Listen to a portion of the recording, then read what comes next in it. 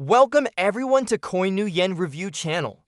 Before we dive into today's episode, don't forget to subscribe, like, and share so more people can discover us. Enjoy the show. The young lady who had supported me for years had gone bankrupt. Her eyes were clouded with exhaustion. I took her in and cared for her tenderly. She gazed at me with lifeless eyes. In a fragile yet natural tone, she urged me not to be so kind to her. I admitted I was 30 and unworthy of her. I bent down to wipe the tears from her cheeks. Blood splattered on her delicate handbag. Pixie leaned against the wall watching her with cold eyes. A girl softly confirmed it was true. She stared at me with a faint smile noting my age of 30. Her laughter carried a sharp edge stirring the air like a storm. He declared he was only 18. It was my third year at work. I suddenly learned that Shen Yue had fallen into ruin.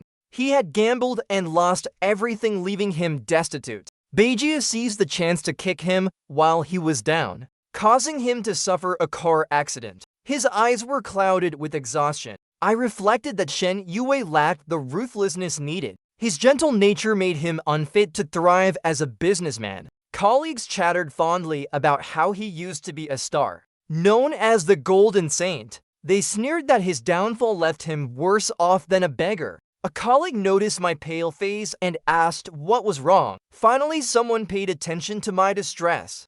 I stared blankly at them for a moment. Without hesitation, I grabbed my backpack and stood. I mentioned I had an urgent matter that afternoon. I asked to take leave and go. If this had been 3 years ago, I never would have imagined reuniting with Shen Yue would happen in a grimy diner outside a hospital. 3 years ago, he was a dazzling young female entrepreneur who had briefly appeared at my graduation ceremony, her smile radiant and captivating, so striking that it sparked endless campus confessions. Now his eyes were dull and lifeless. He fumbled helplessly. I caught sight of a ridge on the table, quickly steadying his trembling fingers. I grabbed a wet tissue and wiped the table carefully several times. She snapped irritably to stop fussing and speak. A brazen, impatient voice cut through, bold and unrestrained. I glanced over, cheeks burning, at a youthful yet forceful female college student with silver gray hair and silver earrings.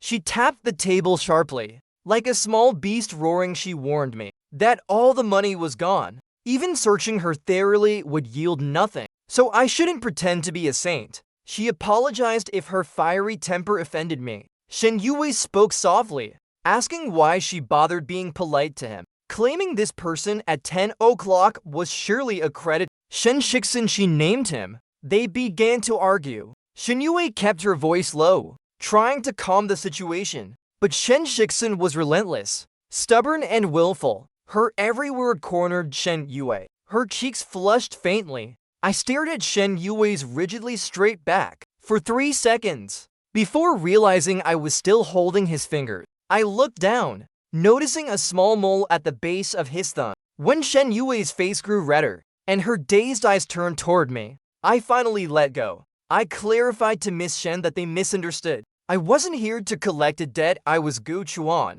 a student she had once sponsored. When Shen Yue heard my name, he blinked slowly, as if trying to recall, but he had likely forgotten. He had dropped out of college to start a business, determined to change the world.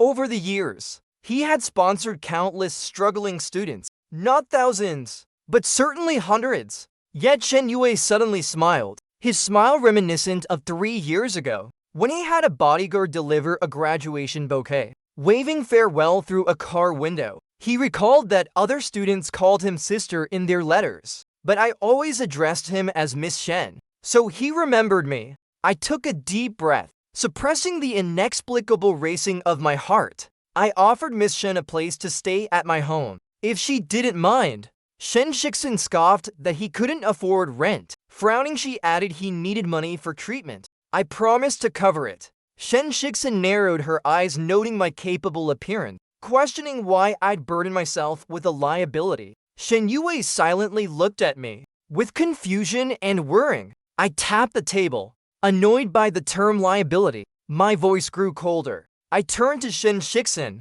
recalling that 7 years ago I couldn't afford school without Miss Shen's help. I'd have been trapped in my village forever. I sat up straight, declaring earnestly that I Gu Chuan would never forget this kindness, even if it cost my life. I was here to repay her. He wasn't a burden to me, and would never fall into ruin. I Gu Chuan would support him and care for him well, though the process was fraught. Shen Yue eventually settled in my home. He hesitated but had no choice. With no place to stay and no money, his only companion was the child of a deceased friend, entrusted to him named Shen Shixin. Shen Shixin had just started college. To me, she was a rebellious girl entangled in trouble, but as Miss Shen's adopted daughter, I grudgingly tolerated her. After Shen Yue settled in, many things remained inconvenient. I held his sleeve, guiding him to feel every corner of the house. He smiled, saying head troubled me, claiming head memorized it. Yet that night he mistook the living room for the bedroom. I was lounging on the sofa scrolling on my phone. Watching him pause suddenly, curiosity sparked within me. I waited, noticing he didn't call out. Assuming he didn't know I was there, I chuckled softly, about to speak, when Shen Yue, standing by the wall with vacant eyes, began unzipping her skirt. Her bare skin revealed inch by inch, until fully exposed. I froze on the sofa, regretting not speaking sooner. Shen Yue's skin was fair and smooth, her curves soft and graceful, glowing like polished jade under the moonlight. Wearing only pink bear-patterned underwear, she fumbled along the wall heading for what she thought was the bed, but she'd mistaken the room. Groping until she reached the television, panic flashed across her face. Shen Yue, so refined, had likely never done anything so bold as undressing in a stranger's living room. Her trembling fingers fumbled in fright. After much effort, she found the bedroom door. Fleeing in embarrassment, I, already frozen, let out a shaky breath, noticing a mole on her left shoulder blade. Near the hollow, like a fish swimming in a tiny pond, a beauty adorned with moles. For some reason that phrase came to mind. That night's sleep eluded me until the early hours. Certain Shen Yue was fast asleep, I crept quietly from the sofa, slipping silently into my own bedroom. I first met Shen Yue at my high school, a rundown, dilapidated place. Its signboard faded and peeling. Shen Yue, only 23, had succeeded in her third year of entrepreneurship. Her future bright, her presence radiant. She was full of energy,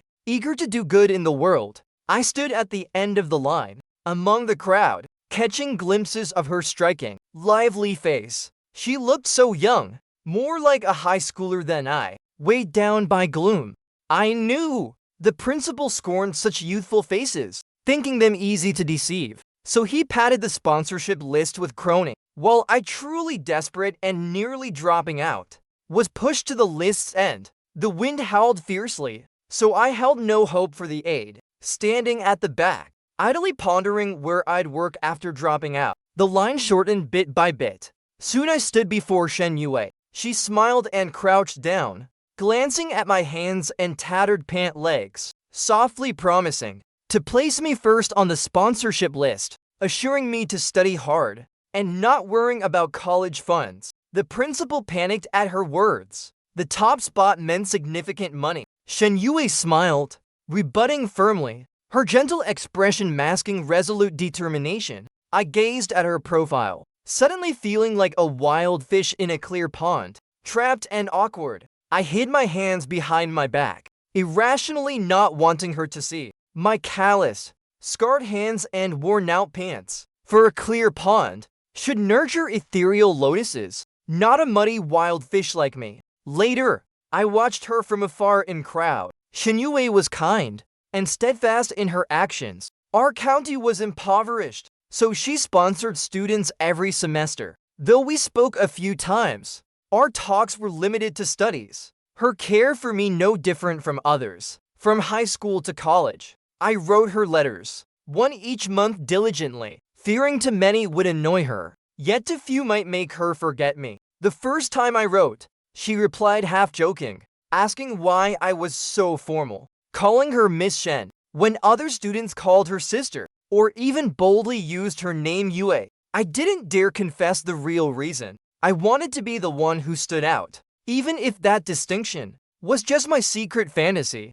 like a wild fish hiding in a pond's corner, quietly worshipping this clear pond as my deity, my little bodhisattva, weaving tales no one else knew. I wasn't yet clear on what my delusions were, nor why I resisted calling her sister. Now I finally understood, because I had my first spring dream. Its subject, not the actresses my friends raved about, nor the blind dates colleagues set up, but Shen Yue. In the dream, her collar loose, a dimple at her lips. She lay back on my bed, a flush at her eyes smiling, asking what I should call her. And in that dream, I was brazenly bold. I held her tightly, mumbling wife, kissing the mole at her thumb repeatedly, trailing kisses up her arm, finally sucking at the red mole near her shoulders hollow, turning her into a vision of rosy fortune. Shen Yue hummed softly, calling me a chuan, offering to take the lead.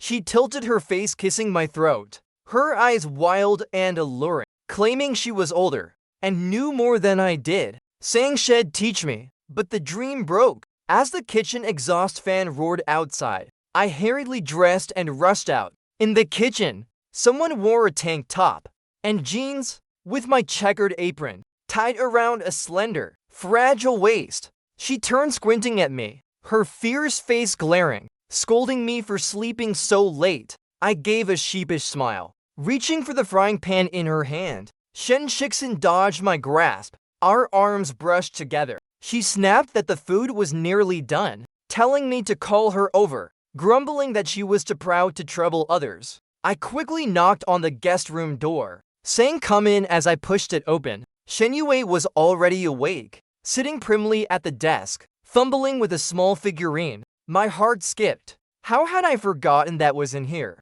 It was something I'd carved idly during an art class. A figure resembling Shen Yue by 80%.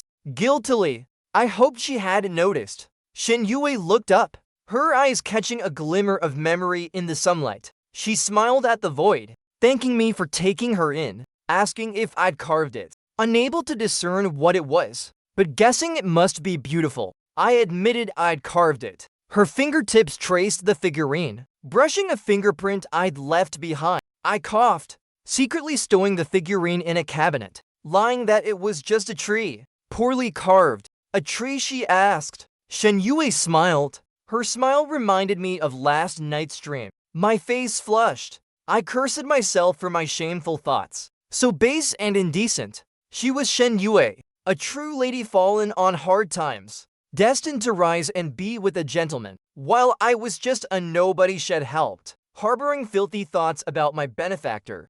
Utterly despicable. I berated myself 1,000 times, barely suppressing those strange, tender urges. But I wondered pessimistically, how long could my reason hold out? Shen Yue's sunlit smile was serene. Unaware, I'd stepped closer, close enough to see the fine hairs on her cheeks. She softly asked if it was the sun, saying she could almost see light and shadow. I confirmed it was the sun. A bright day. I watched her quietly. The sunlight blessed all beings, and she had blessed me. In this small room, she felt like my own little fairy. Shen Yue ate haltingly, her chopsticks clinking against the table. I couldn't help but feed her a bite. Shen Yue blushed, visibly uncomfortable. Shen Shixin didn't eat. She sat across from us, staring coldly for ages. Without a word, I sighed, unsure what had upset this tempestuous girl. She'd been fine while cooking. I asked if Shixin wasn't eating.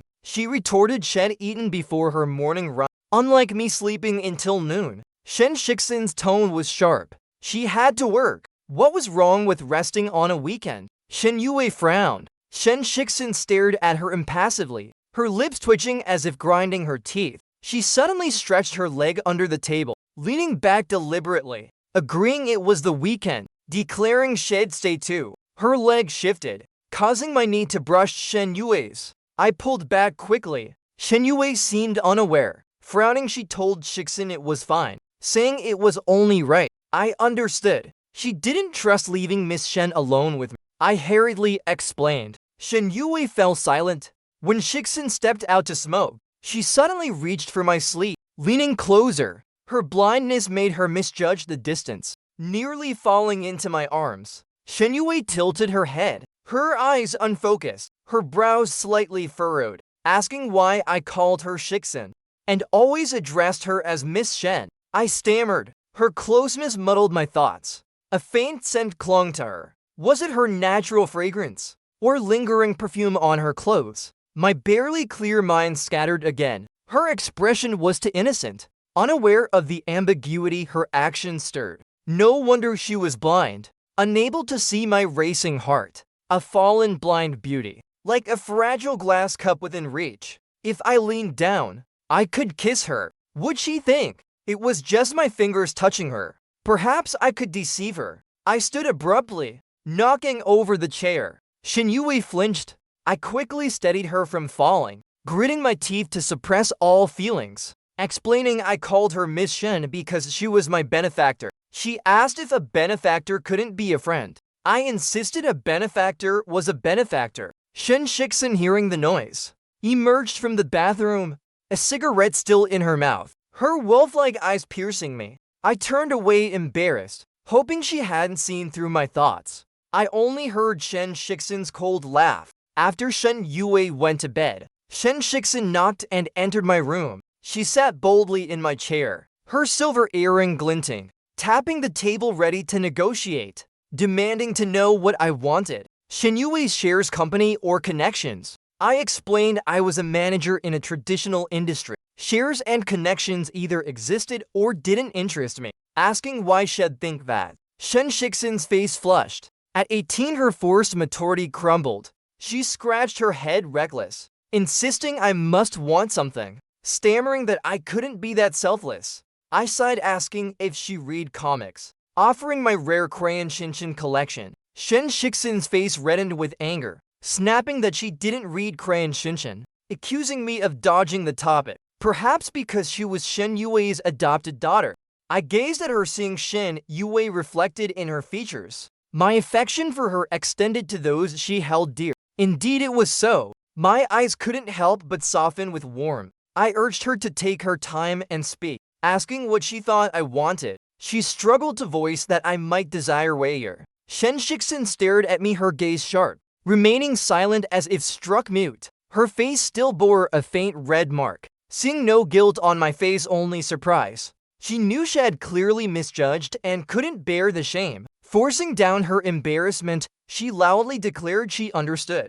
I realized she'd misunderstood. I told her she couldn't blame me. She boasted of her beauty and fine figure, claiming boys chased her from the library to the cafeteria. Her voice grew quieter as she spoke, questioning what I'd been thinking back then, noting that she had sponsored so many. Yet I was the only fool who kept clinging to her. She thought my intentions were ulterior, never imagining I was genuinely naive. She admitted she'd misjudged me, apologizing as she scratched her cheek, saying she'd go exercise in the living room, telling me to carry on with my work. I gave a helpless smile. My laughter barely began when I saw Shen Shixin rush back after running off, grabbing my Crayon Shinshin and leaving in a huff, wondering who the real fool was. After Shen Shixin returned to school, only Shen Yue and I remained at home. In the days that followed, I labeled the microwave buttons and marked prepared meals with different stickers.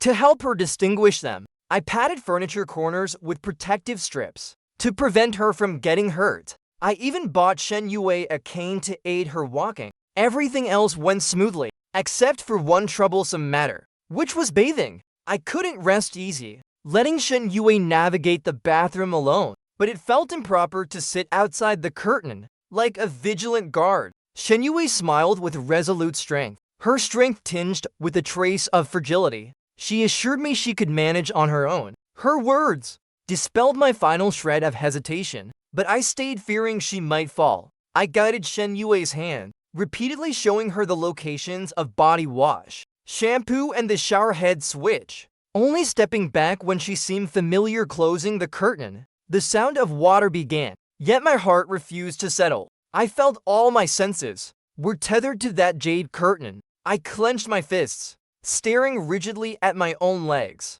my gaze burning with determination. I Gu Chuan wondered if the bathroom's echo made her call sound long and lingering, warm and tender, brimming with affection. I must have been losing my mind. I glared expressionlessly at my hands, as if wishing I could tear out my shadowed thoughts and fling them far away. I heard her call asking what was wrong. I turned my head. The curtain parted slightly, revealing an arm and a glimpse of fair skin. She opened her palm, asking in confusion if she'd grabbed body wash or shampoo.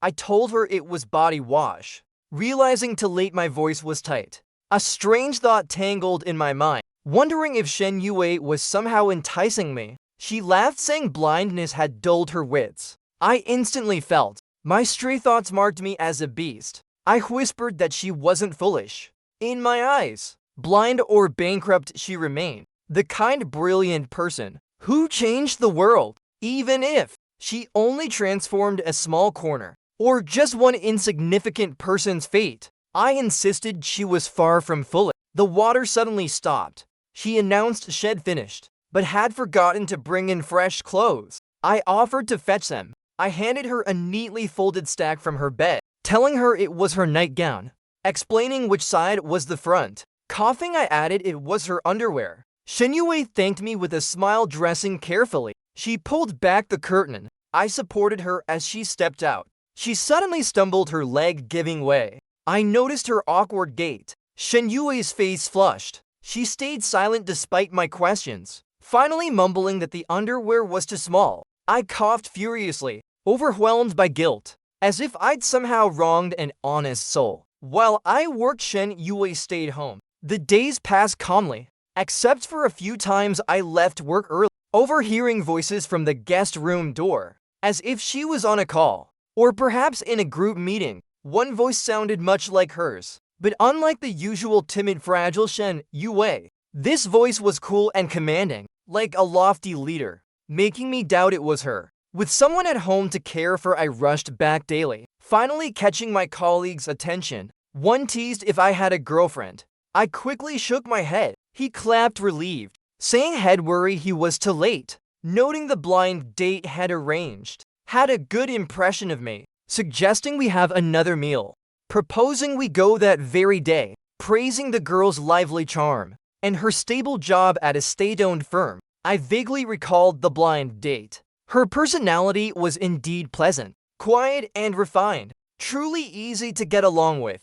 My colleague's enthusiasm left me no excuse, so I agreed. Before leaving work, I called Shen Yue, saying I'd be home late, having ordered her takeout. Shen Yue said little, only urging me to take a cab if it got too late, and to stay safe. I thought to clarify it wasn't overtime, but reconsidered, realizing it had nothing to do with her. She was just being politely concerned. Explaining too much might annoy her. Dinner with the blind date stretched to 8. My colleagues, full of excitement, dragged us to a movie. By the time I took a cab home, my phone showed past 11, with several missed calls. Shen Yue had called every hour, precise to the second, restrained yet not entirely. She sent a message asking where I was, expressing her worrying. When I rushed home, Shen Yue sat on the floor, soaked through, shivering, her vacant eyes staring into the void, dim light casting shadows on her gaunt cheekbones,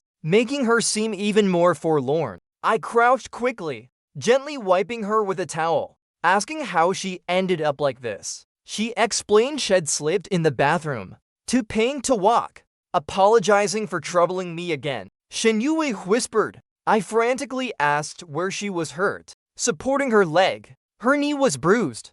Guilt overwhelmed me. I shouldn't have silenced my phone for a movie, knowing I had a patient at home. How could I be so careless? I berated myself. Shen Yue head bowed, apologized softly for my late return. She shook her head, asking where I'd been. I said I'd met some friends. Her eyelids trembled, noting I seemed to have enjoyed myself, which was good. She didn't want her broken state to disrupt my normal life. I insisted she wasn't broken, nor a burden. I refuted her anxiously. Shen Yue's smile was pale, asking if I stayed out late, because I didn't want to be around her. She gave a bitter laugh, admitting she felt lonely alone, unable to see or talk to anyone, so she'd dared to call me. apologizing for her boldness, saying I'd already been kind to take her in. I sighed watching her silently. I resolved to help her sit and fetch fresh clothes.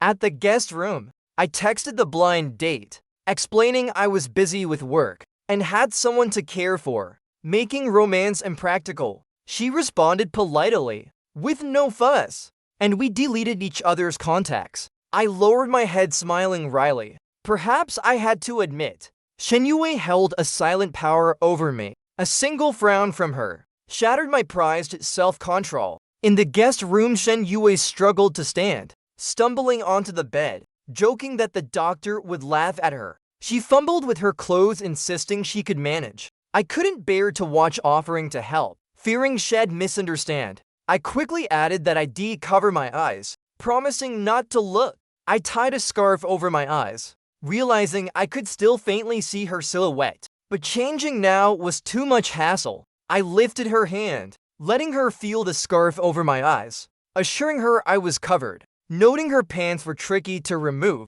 Shenyue sat on the bed. I had to gently hold her, easing the pant legs down, bending to pull them past her ankles. My vision blurred, focused entirely on the task, unaware we were too close. My breath grazed her skin as she put on the pants. Shenyue softly called my name, asking if I couldn't see either. I confirmed and she laughed, her voice clear and lovely, noting how strange it was that she'd made me a blind man too. Her tone was light and warm, normal and natural. She mentioned tomorrow was the weekend, and Shen Shixin would come noisy as ever, unsure if she missed her or just skipped team training. I responded absently, my mind already blank, my fingers on her waistband, burning with heat. The tips against her leg felt unbearably sensitive. I clenched my jaw, my fingers inching upward, my thoughts in chaos, wondering if I should act unfazed and continue. The waistband passed her knees, nearing her hips. I swallowed hard. Her hand suddenly stopped me, saying she'd handle the rest, thanking me as I exhaled in relief. Handing her the pants, she paused mid-motion, coughing and asking if I'd remove the scarf. Shenyue shyly suggested I keep it on, so we could chat like two blind people. I sat flushed on the chair. When Shen Shixin arrived for the weekend, we'd grown familiar through our playful bickering. Her fierce demeanor hid a naturally friendly nature. She casually called me Gu Chuan like Shenyue. Shenyue had scolded her for it, but Shixin, young and rebellious, only grew more insistent. Shenyue coughed. I quickly patted her back, good-naturedly saying it didn't matter what she called me. Her coughing left her eyes red. She glanced at me with gentle reproach, her gaze so precise. For a moment, I thought she'd regained her sight. Startled, but in a blink, Shenyue's eyes grew unfocused again. I must have been mistaken. She softly remarked that I treated Shixin like a child, noting I was older and called her Miss Shen, while I used Shixin's name. If Shixin only called me by name, it might make me uncomfortable. I sighed, not wanting them to argue over me. So I compromised, saying I truly didn't mind, declaring I'd stop calling her Miss Shen. When I said Yue, my throat caught, as if we'd grown closer, making me uneasy, fearing my hidden feelings would show. Shenyue smiled. Shen Shixin laughed too, though hers was a nasal huff, oddly tinged with emotion. Shen Shixin stayed busy, helping me cook. Shenyue wanted to join in the kitchen, but I sent her out. Her injury hadn't healed. She was better off resting. Shen Shixin sat on a stool picking vegetables. Halfway through, she suddenly told me I was too attentive to her,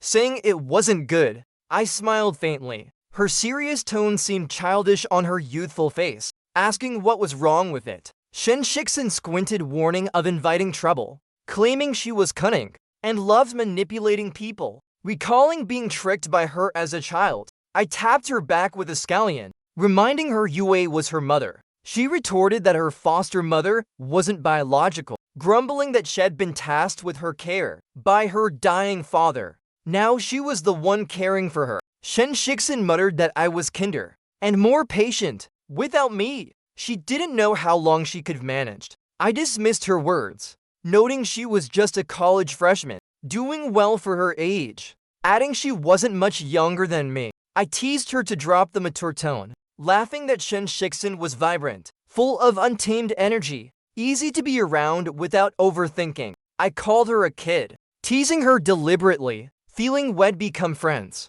Shen Shixin stood playfully threatening to tickle me. I raised the vegetables, pleading for mercy, backing up until my waist hit the counter. Shen Shixin naturally braced her arms. On the counter beside me, she froze, realizing the intimacy of her stance. I froze too, as she stammered an explanation. A curious voice interrupted. Shen Yue stood at the door leaning on her cane, smiling lightly as if untroubled, noting our laughter and how much fun we seemed to have. Before I could respond, Shen Shixin, still braced, didn't move, her head lowered, expression unclear. Shen Yue fumbled forward, reaching toward a scalding pot. I pushed Shixin aside, grabbing her wrist, warning her of danger. Shen Yue apologized, saying she just wanted to join our fun. I reassured her we'd only been chatting, urging her to watch the simmering dish, so I could spend time with Yue. Shen Yue gripped my wrist, her cane left at the door,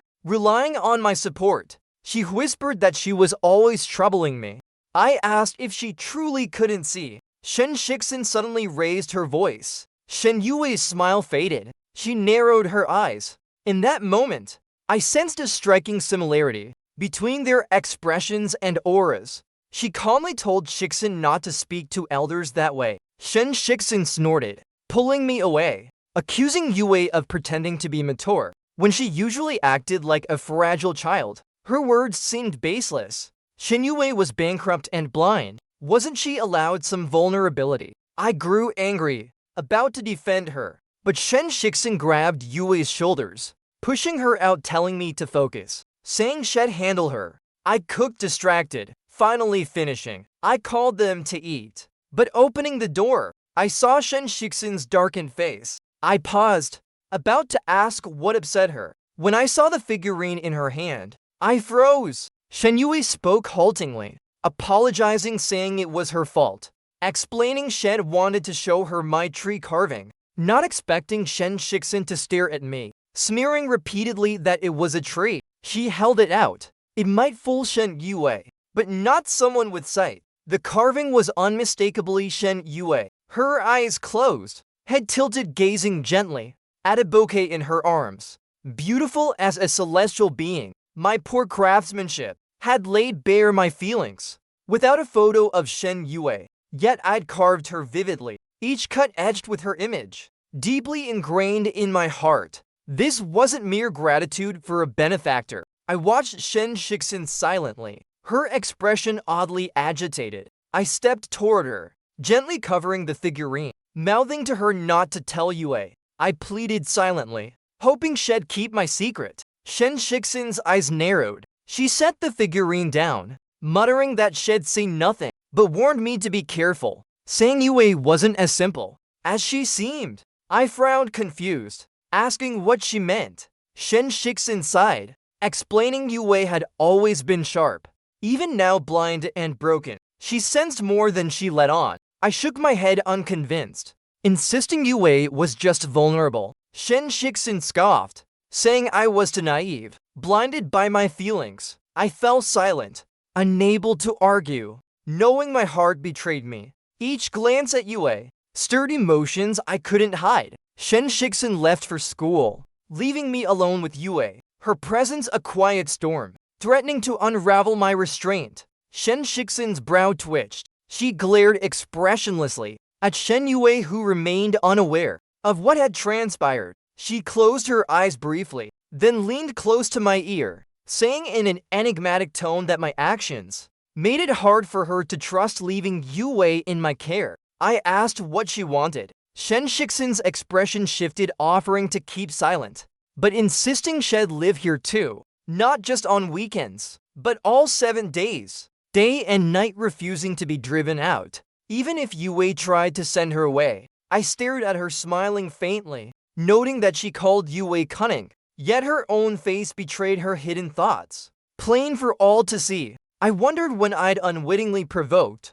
this young Volf. I sighed helplessly, taking the figurine from her hands, That very day, Shen Shixin moved her luggage in. Shen Yue wasn't pleased when she learned. I asked, but she only shook her head, saying caring for her was already trouble enough, and Shixin lacked tact. As she spoke those final words, I sensed perhaps mistakenly her teeth clenching. She shook her head, annoyed and regretful, though I couldn't tell what she regretted. After a pause, her usual smile returned. She asked what was wrong with the figurine, noting Shixin's agitation after seeing it, yet refusing to explain, forcing her to ask me, wondering if it was something not meant for others' eyes.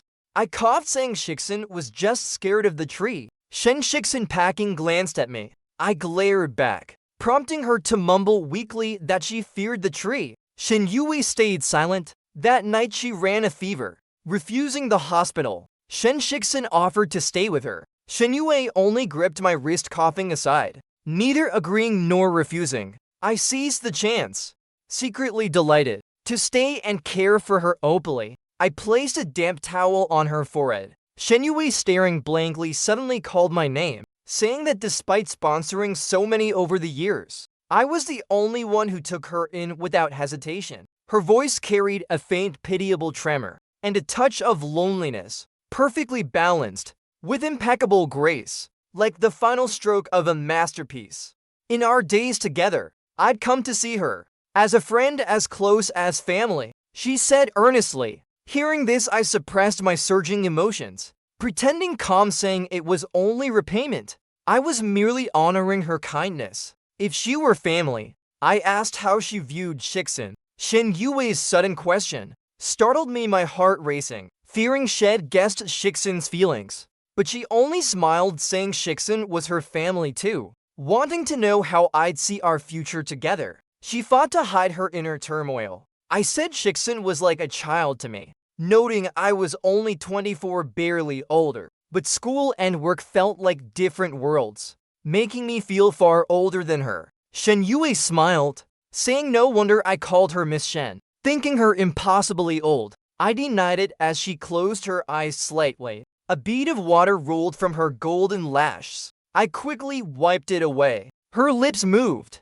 softly asking if I saw Shixin as a child. What did I see her as? I clenched my fingers, grateful she couldn't see my flustered, foolish expression. I lowered my gaze, feeling her one-seedal eyes now sparkled like clear jade when she smiled, gleaming with a sharp, knowing light, clever and piercing, as if she could see through me. I opened my mouth, trembling, but heard 3 knocks.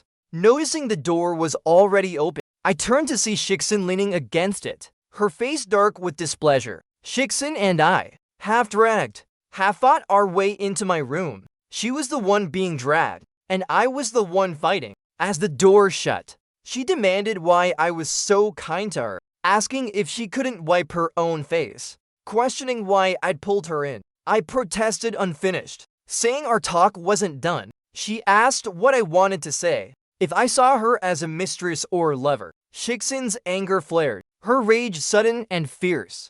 I paused instinctively. Shixin sneered repeatedly, accusing me of having eyes only for her, seeing others as mere trash. I asked if she was mad. I narrowed my eyes at her. She coldly demanded I not deny that she liked me. I asked what her liking me changed, saying I tried hard to act unaffected. If she weren't Miss Shen's adopted daughter. I trailed off, speechless, as Shixin glared, eyes red with anger, tears welling at the corners. She coldly asked what I'd meant to say. I stepped back, urging her to calm down. Shixin grabbed my shoulders, laughing uncontrollably, saying I always thought her impulsive, asking if I knew what kind of madwoman Shen Yue was. I pushed her arms, but she forced me to listen, asking if I knew how often Yue had played on my sympathy. Shixin gripped my wrist tightly, her intensity distorting her face,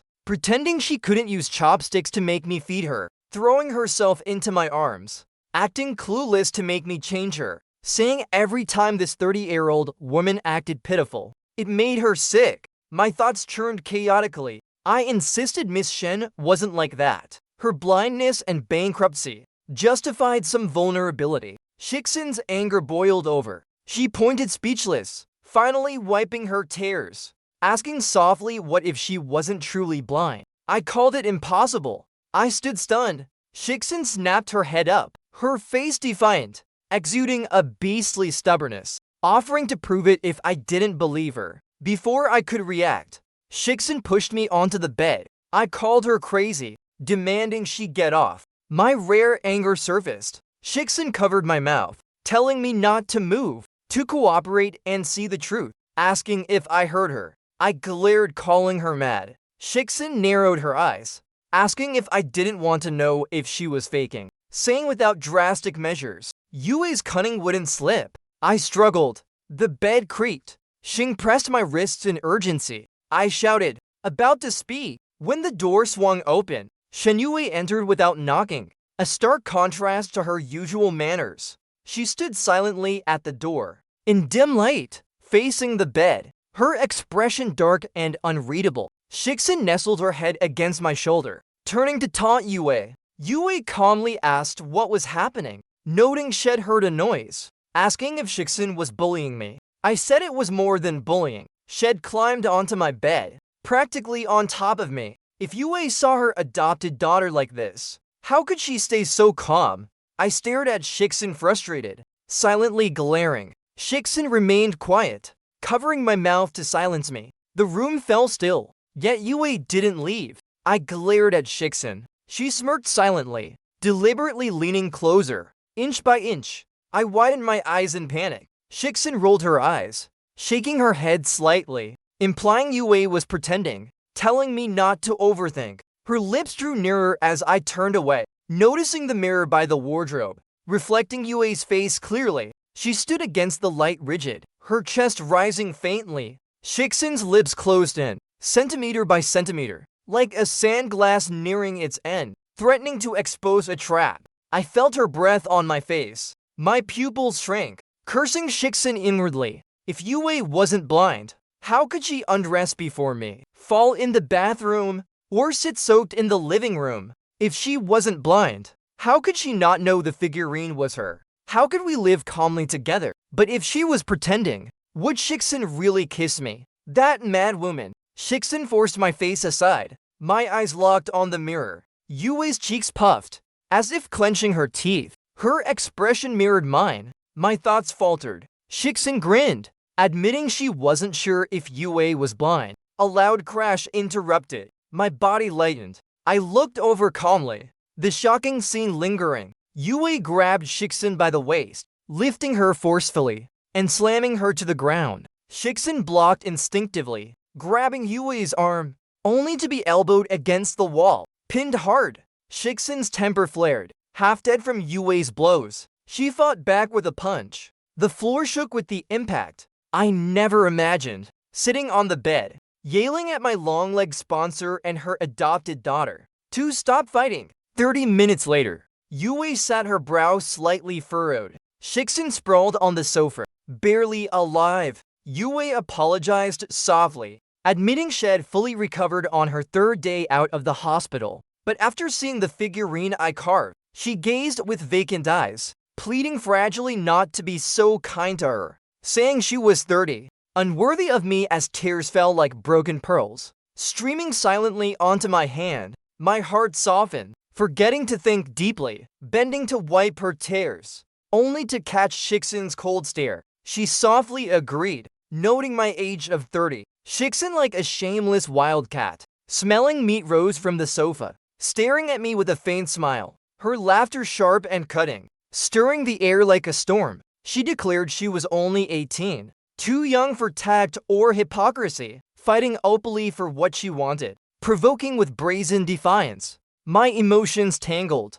I glanced at Yue, head bowed in shame, then at Shiksun, head high with arrogance. My heart screamed. How had things come to this? Yue said her adopted daughter's recklessness made her too ashamed to stay. I asked anxiously where she'd go. She said head low. She had work contacts and friends. Someone would take her in for a while. Anger surged in me, unsure who to blame. Seeing her pack and grab her suitcase, her foot nearly out the door, I didn't hesitate, nor bother with careful words. I grabbed her, begging her not to leave. She whispered she was 30 too old to stay with me. I gripped her wrist, struggling to speak, finally blurting a clumsy plea to stay, suggesting we try and see. Yue smiled, thinking I didn't notice, but the door's reflection showed her triumphant, confident grin. I thought let it be. If Miss Shen liked playing coy, belittling herself to draw out praise,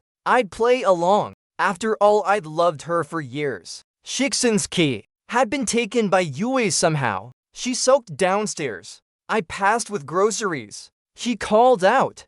I ignored her. She called again. I turned back, asking if her mommy made braised pork and if she'd come eat. Shixin's face flushed with anger, following me without pause, yelling to take back that awful nickname, asking what kind of mommy. Yue opened the door, her smile radiant. Seeing Shixin behind me, her smile grew brighter. Shixin grumbled she didn't like it, admitting Yue had won her over, demanding food. Yue smiled weakly at me, saying her faded looks only made her cooking barely passable, thinking only youth mattered. I protested when I'd said youth was better, telling her to stop. Yue, satisfied, glanced at us both, stepping aside, letting us in confidently. Now that her feigned blindness was exposed, she dropped the act entirely. Two computers sat on the sofa, as if she'd just finished work. Shixin casually asked if she wasn't cooking, questioning her time on the computer. Yue smiled, saying it wasn't laziness. How could she live idly after her gambling loss? She'd kept some savings, needing to rebuild to support the household. Shixin, hearing this, choked on a bite of free rice, her face alternating between pale and flushed. Yue was indeed formidable. Within a month, she gave me a large sum, calling it rent. As we lay in bed, debating if 30 was too old, my phone pinged with the transfer. I thought of my daily grind, earning less than her while she played blind. I cursed under my breath. Yue, alarmed, asked if she'd failed to please me, wondering if I was angry. Before I could protest, she dove under the covers like a vault, proving 30 was just fine, settling the debate forever. In our second year of dating, her new company launched. Unstoppable, thriving daily, she became a reborn business legend, settling scores with those who'd wronged her. But behind closed doors, the world's chaos stayed outside, vanishing without a trace. Yue hugged me on the sofa, whispering that her eyes seemed blind again, asking me to help her bathe. Pleading softly, I held a finance magazine, staring at its bold headline, calling her a scavenger or an unkillable roach. Yue joked she'd swallowed a company to marry sooner. Below was a photo of her, eyes cold, two fingers on a microphone, commanding and haughty, wearing the watch I'd bought her. I glanced at her eyes misty beside me, then back at the fierce photo. Her cunning sharpness was my fragile wife. I sighed, urging her to bathe, asking if I could pose a question first. She asked what? I inquired when she'd started liking me. She said it began when I took her in, but truly deepened that sunny May day, when her sight returned, seeing the bright sky, and me, standing radiant in the sunlight, like a small deity. Yue wrapped her arms around my neck, whispering close that she'd watched me and loved me for a long time. She sighed with a smile, admitting her romantic plans were ruined by Shixin's interference. I squinted, recalling, asking if when she parted the curtain, she'd truly mixed up body wash and shampoo. She teased that was a second question, when only one was allowed, singing loudly to dodge. Yue pulled me, running wildly, pushing me into the bathtub. Then soaked, she pounced with a laugh, her smile blooming like peach blossoms, quenching all my questions.